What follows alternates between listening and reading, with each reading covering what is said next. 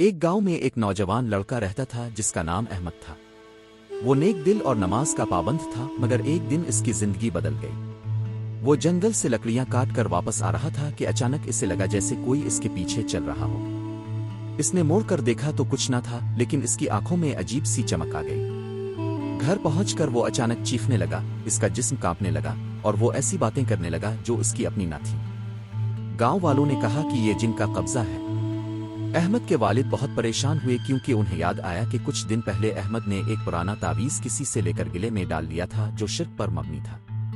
قرآن میں اللہ تعالیٰ فرماتے ہیں کہ جو لوگ سود کھاتے ہیں وہ اس طرح اٹھتے ہیں جیسے شیطان نے چھو کر انہیں پاگل بنا دیا ہو۔ سورۃ البقرہ 2:2-7-5۔ یہ آیت اس حالت کی طرف اشارہ کرتی ہے جو جن کے اثر سے ہوتی ہے۔ گاؤں کے ایک بزرگ عالم کے پاس احمد کو لے جایا گیا۔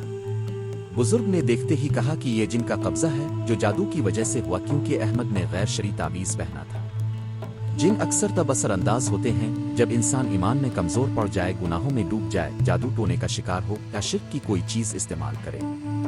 رات کے وقت تنہائی میں غسل خانے میں جب انسان اللہ کی یاد سے غافل ہو تب جن کا حملہ زیادہ ہوتا ہے۔ بزرگ نے رقیہ شروع کی، آیت الکرسی پڑھی، اللہ لا الہ الا ہو الحی القیوم۔ احمد کا جسم زور زور سے ہلنے لگا، جن چیخا کہ مجھے جلن ہو رہی ہے۔ پھر موستین یعنی سورۃ الفلق اور سورۃ الناس پڑھی گئی۔ جن بولا کہ میں نے اسے جادو کی وجہ سے پکڑا تھا کیونکہ اس نے تعویذ پہن کر اللہ کے علاوہ دوسرے سے مدد مانگی تھی۔ سورۃ الانعام آیت 128 میں اللہ فرماتے ہیں کہ جنوں نے انسانوں کو خوب گمراہ کیا۔ آخر کار قرآن کے کلمات کی برکت سے جن نکل گیا اور احمد سکون سے سو گیا۔ جب وہ ہوش میں آیا تو اس نے سب کو بتایا کہ اسے اندازہ نہ تھا کہ ایک چھوٹا سا تعویذ اسے اللہ سے دور کر دے گا۔ اس دن سے احمد نے کبھی کوئی تعویذ نہ پہنا، ہر نماز کے بعد آیت الکرسی، سورۃ البقرہ کی آخری 2 آیتیں اور موستین ضرور پڑھنے لگا۔